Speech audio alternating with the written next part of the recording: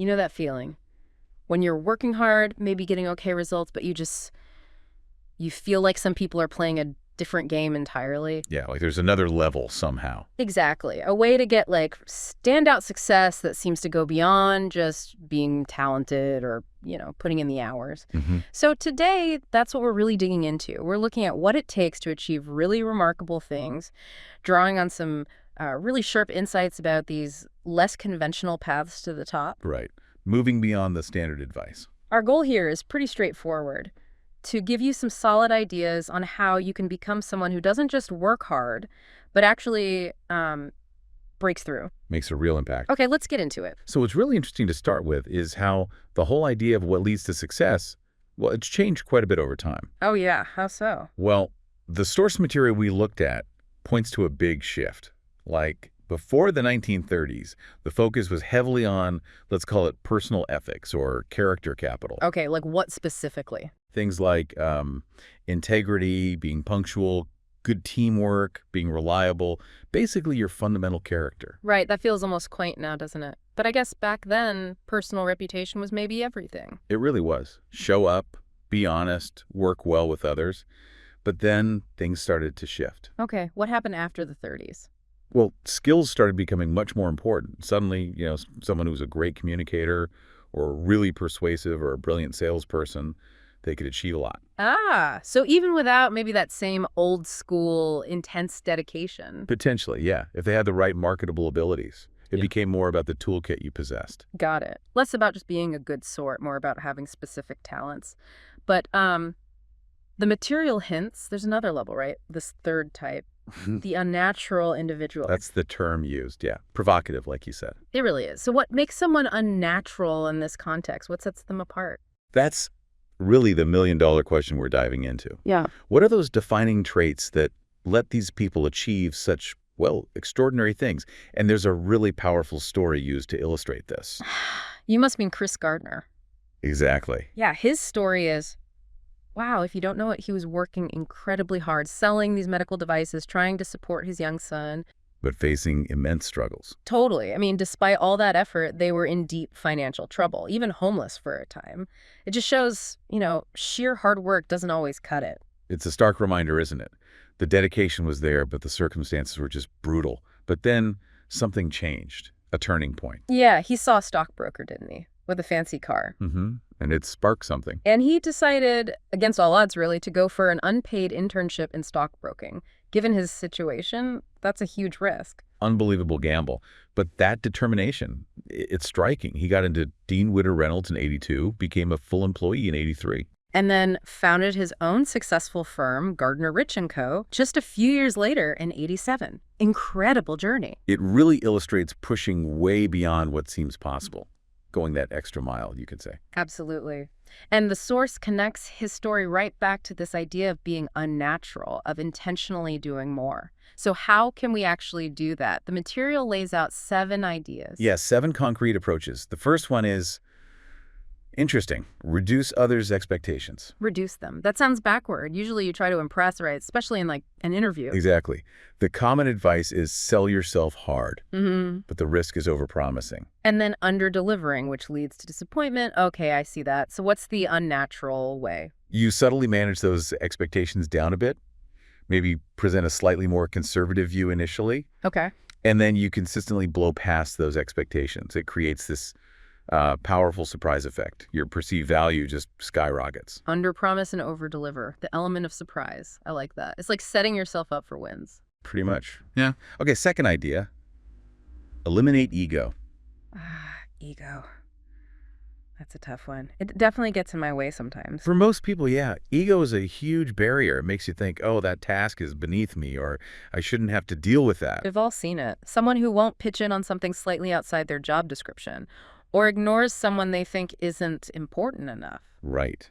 And the source calls ego a kind of mind trick. It actively stops you from going the extra mile because you're too caught up in your own status or importance. So letting go of that lets you be more flexible, see more opportunities to contribute. Exactly. It opens up your range of action. Okay, third idea. Embrace calculated risk and innovation. Right, because just doing the same old thing isn't always efficient or, groundbreaking. Precisely.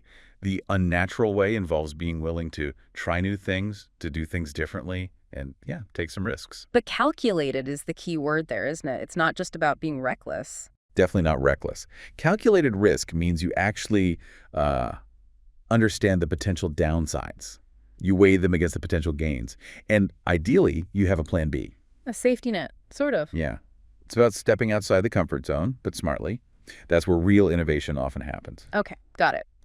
Number 4 is taking initiative. This feels very direct, very actionable. It really is. Initiative is basically seeing what needs to be done and doing it without waiting to be asked, taking ownership. Identifying a problem and just fixing it. Or even proposing a solution. The example given is great.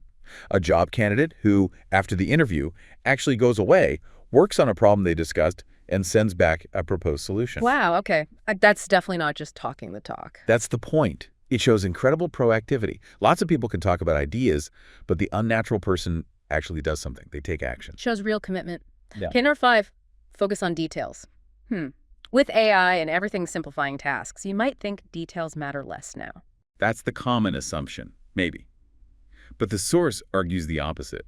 Noticing the small stuff, especially with people, has a huge impact. Like remembering someone mentioned their kid was sick last week and asking about them. Or noticing a tiny error in a report. Exactly. Or remembering a detail from a past project, noticing a colleague's new haircut even. It shows you're really paying attention, that you care. It builds connection. Definitely. And the source kind of links this attentiveness back to someone like Gardner, clearly very observant, very engaged with people and his environment. Right. Okay, 6th is about treating everyone as a learning opportunity. This one requires a real mindset shift, especially if you're dealing with, say, a difficult boss. Yeah, it's easy to just write people off if they're difficult or you don't like them. You think, oof, I can't learn anything from them. And you shut down, you resist. Exactly. But the unnatural approach says, hang on, even this challenging interaction is a chance to learn something. Learn what, though? How to deal with difficult people. That, or maybe resilience or communication tactics, or even just clarity on what not to do. It's like that idea of learning from really demanding figures instead of resenting them. You extract the lesson. So you stay open, keep your capacity to engage even when it's tough. Right. It keeps you growing. Okay, finally, number 7. Seek first to understand, then to be understood.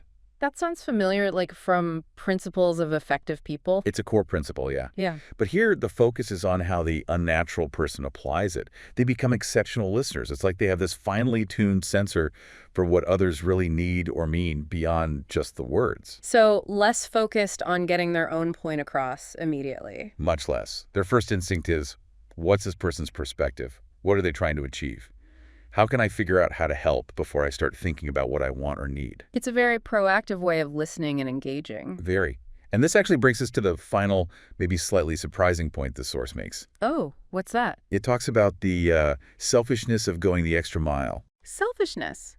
How can going the extra mile be selfish? It sounds like extra work for others. Well, the argument is that while it might look like you're just putting in extra effort with no immediate reward for yourself, it's actually a really smart long-term strategy for you. Ah, so it's an investment, not pure altruism. In the long run, yeah, it pays off.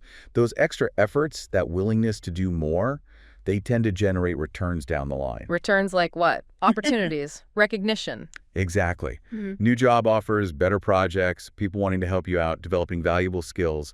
It's the opposite of just complaining about things but doing nothing. It makes you stand out from everyone else who's just doing the minimum. That's the core idea. That extra mile is how you differentiate yourself and create real change for yourself. Okay, so pulling it all together, the message seems to be that by consciously choosing these, let's call them unnatural approaches, managing expectations, ditching ego, taking risks, initiative, details, learning, understanding, by deliberately going that extra mile. You unlock a different level of growth and success.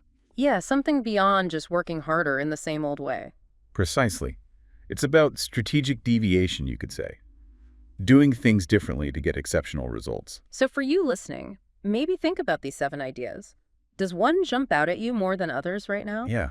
Where could you maybe step outside the usual way of doing things? Just a little bit. Be a little unnatural in pursuing your own goals. Which brings us to a final thought for you to take away. What's one small, concrete way you could go the extra mile, like today or tomorrow? Doesn't have to be huge, just one small, intentional act that's a bit beyond the expected. And just see what happens. Observe the impact. Because sometimes those small, unconventional steps are the ones that start leading to really remarkable places.